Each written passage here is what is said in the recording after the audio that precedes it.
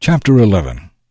I hope you will be patient with me as I keep on talking like a fool. Please bear with me.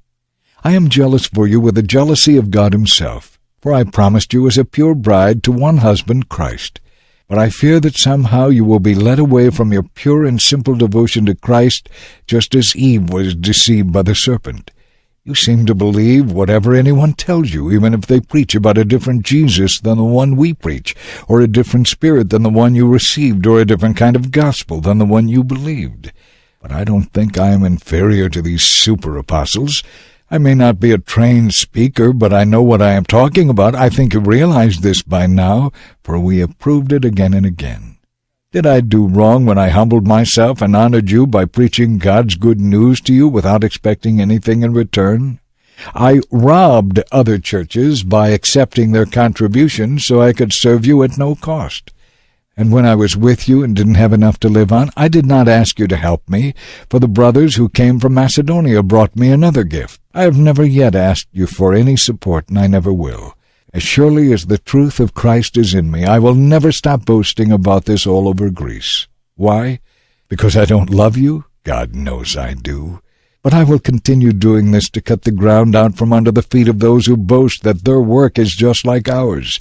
These people are false apostles. They have fooled you by disguising themselves as apostles of Christ. But I am not surprised. Even Satan can disguise himself as an angel of light. So it is no wonder his servants can also do it by pretending to be godly ministers. In the end, they will get every bit of punishment their wicked deeds deserve.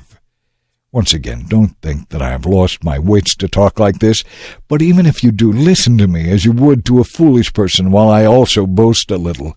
Such bragging is not something the Lord wants, but I am acting like a fool. And since others boast about their human achievements, I will too. After all, you who think you are so wise enjoy listening to fools. You put up with it when they make you their slaves, take everything you have, take advantage of you, put on airs, and slap you in the face. I am ashamed to say that we were not strong enough to do that.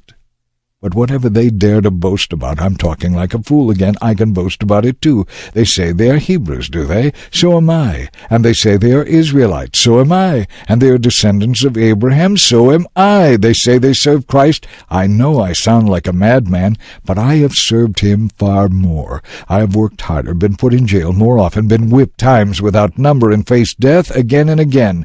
5 different times the Jews gave me 39 lashes. 3 times I was beaten with rods. Once I was stoned, 3 times I was shipwrecked, once I spent a whole night and a day adrift at sea. I have traveled many weary miles. I have faced danger from flooded rivers and from robbers. I have faced danger from my own people, the Jews, as well as from the Gentiles. I have faced danger in the cities, in the deserts, and on the stormy seas. And I have faced danger from men who claim to be Christians but are not. I have lived with weariness and pain and sleepless nights. Often I have been hungry and thirsty and have gone without food. Often I have shivered with cold without enough clothing to keep me warm. Then, besides all this, I have the daily burden of how the churches are getting along. Who is weak without my feeling that weakness? Who is led astray, and I do not burn with anger? If I must boast, I would rather boast about the things that show how weak I am. God, the Father of our Lord Jesus, who is to be praised forever, knows I tell the truth.